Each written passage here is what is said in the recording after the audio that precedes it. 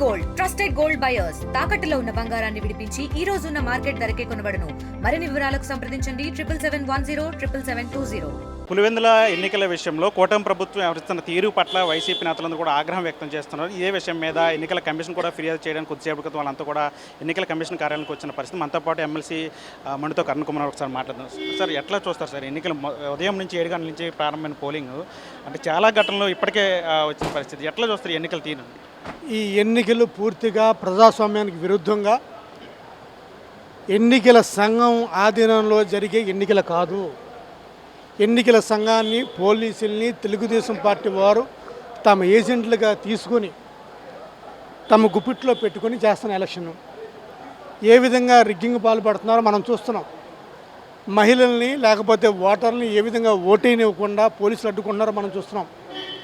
భారతదేశ చరిత్రలో ఎక్కడా లేని విధంగా ఓటర్లను అడ్డుకోవడమే కాకుండా మా ఏజెంట్లను కూడా పోలింగ్ బూత్లోకి వెళ్ళకుండా చేసే పరిస్థితి చూస్తున్నాం. అలాగే భారతదేశంలో మొదటిసారి ఒక ఎన్నికల అభ్యర్థిని ఎన్నికల రోజు హౌస్ అరెస్ట్ చేసిన సందర్భాలు నేనైతే ఎక్కడ చూడలేదు. మరి మా ఎన్నికల్లో మా వైఎస్ఆర్సీపీ అభ్యర్థిని హౌస్ అరెస్ట్ చేసి వాళ్ళ అభ్యర్థిని శుభ్రంగా బూతులంతా తిప్పే కార్యక్రమం ఏదైతే చూడలేదు. నాలుగవది, ముఖ్యంగా పులివెందుల జడ్పీటీసీ ఎలక్షన్లో జమ్మలమడుగు ఓటర్లతో పని ఏంటండి? జమ్మలమడుగు ఆదినారాయణ రెడ్డి గారి మనుషులు సోయానా జమ్మలమడుగు మార్కెటింగ్ యార్డ్ మాజీ వైస్ చైర్మన్ వచ్చి పులివెందులలో ఓట్లేటువంటి అంటే ఈరోజు లైన్లో నుంచి నా తెలుగుదేశం పార్టీ కార్యకర్తల్లో చాలా మట్టుకి కూడా ఎక్కువ మంది జమ్మలమడుగు నుంచి తరలించి వాళ్ళ చేత ఓట్లేపిస్తున్నారు. ఎన్నికల ప్రక్రియ స్టార్ట్ అయిన కానించి, నామినేషన్ స్టార్ట్ అయిన కానించి ఎన్నికల సంఘం కూడా కళ్ళు మూసుకొని చెవులు మూసుకొని పనిచేస్తుంది తప్ప నిష్పక్షపాతంగా నిజాయితీగా పనిచేయట్లేదు. ఇప్పటికి చాలాసార్లు ఎన్నికల కమిషన్ కలిశారు, ఈరోజు కూడా కలిశారు. అంటే ఏదైనా కొంచెమైనా కూడా స్పందన వచ్చింది కమిషన్? ఎటువంటి స్పందన రాలేదు. ఎన్నికల కమిషన్ కూడా కలెక్టర్ కానీ ఎస్పీ కానీ తప్పుడు నివేదికలు ఇస్తున్నాడు. ఇప్పుడు కూడా మేము ఇన్ని చూపించక ముందు ఎన్నికల కమిషనర్ గారు ఏం చెప్తున్నారు? ఎలక్షన్ ప్రశాంతంగా జరుగుతున్నాయని చెప్తుంటే ఒక్కసారి మేమంతా మాకున్న ఫుటేజ్ రూపంలోనూ, ఫొటోస్ రూపంలోనూ, పోస్టర్ రూపంలో మేము చూపిస్తే ఆవిడ వెంటనే నేను సరి చేస్తాను, నేను దీన్ని బాగు చేస్తానని చెప్తారు. ఇంకేం బాగు చేస్తారండి? ఎలక్షన్ సగం అయిపోయింది. 8 గంటల స్టార్ట్ అయిన ఎలక్షన్ 12 గంటలైంది, 12:30 అయింది. ఇప్పుడు ఇంకేం చేస్తారు వాళ్ళు ఎలక్షను? మా డిమాండ్ ఏంటంటే ఎలక్షన్ పూర్తిగా రద్దు చేయాలి.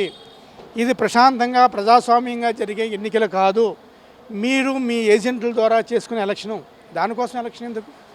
నామినేట్ చేసుకోండి. వైసీపీ కావాలని అల్లర్లు సృష్టిస్తుంది, ఎన్నికలు ప్రశాంతంగా జరగడానికి చర్యలను తీసుకున్నామని చెప్పి అటు ప్రభుత్వం కూడా చెప్పింది. వైసీపీ ఎందుకు అల్లర్లు సృష్టిస్తుంది? గెలిచిన సీటు వైసీపీ కదా, తెలుగుదేశం సీటు కాదు కదా.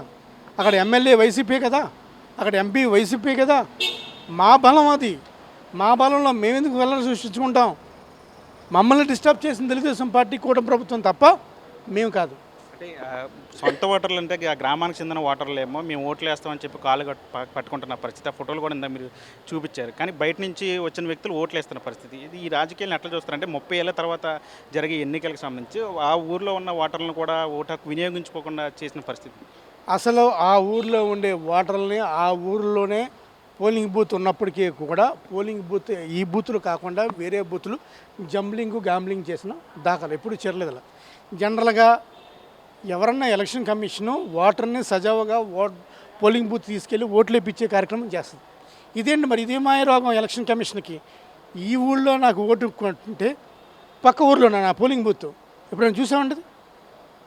కేవలం ఓటర్లని భయభ్రాంతులు చేసి ఎవరైతే ఒక ఊరు ఇంకొక ఊరికి వెళ్తారో వాళ్ళని ట్రాన్స్పోర్ట్ వెహికల్లో భాగంగా, ఆ ట్రావెల్లో భాగంగా వాళ్ళని అడ్డుకొని వాళ్ళ చేత ఓటు వేయకుండా చేసే మార్గం చేస్తున్నారు.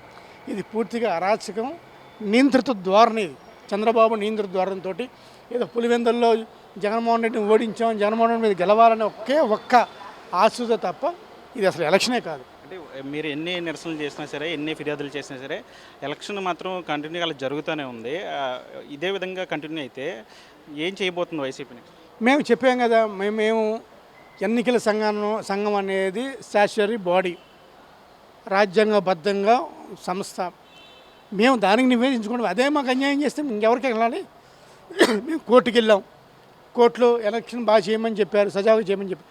ఇప్పుడు చేయవలసినంత ఎన్నికల సంఘం కూడా తెలుగుదేశం పార్టీ ఏజెంట్గా చేస్తే ఇంకా ప్రజాస్వామ్యం మనుగడ చాలా కష్టం ఉంటుంది. ఇది మొత్తంగా వైసీపీ నేతలు చెప్తున్న పరిస్థితి. పూర్తిగా ఆ ఎన్నికల సంఘం అనేది ఒక స్వయం ప్రతిపత్తి కలిగిన సంస్థ. కానీ అలాంటి ఎన్నికల కమిషన్ అప్పుడు ప్రభుత్వంతో కుమ్మక్కి ఈ విధంగా చేయడం అనేది కరెక్ట్ కాదు. పూర్తిగా ఇది ప్రజాస్వామ్యానికి విరుద్ధం కాబట్టి ఖచ్చితంగా ఈ ఎన్నికలు రద్దు చేసి మరోసారి నిష్పక్షపాతంగా ఎన్నికలు నిర్వహించాలని చెప్పి వీళ్ళందరూ కూడా డిమాండ్ చేస్తున్న పరిస్థితి కనిపిస్తుంది. విజయ్తో మనీ ఆర్టీవీ విజయవాడ నుంచి. తెలుగులో న్యూస్ కి ఫాస్టెస్ట్ యాప్ ఇప్పుడు టోటలీ న్యూ అవతార్లో జస్ట్ 5 seconds లో కంప్లీట్ న్యూస్. సోషల్ మీడియాలో ట్రెండ్స్ కి one stop solution. Live TV app voice search option తో ఇప్పుడే డౌన్లోడ్ చేయండి లేదా అప్డేట్ అయిపోండి. యాప్ లింక్ డిస్క్రిప్షన్ లో ఉంది.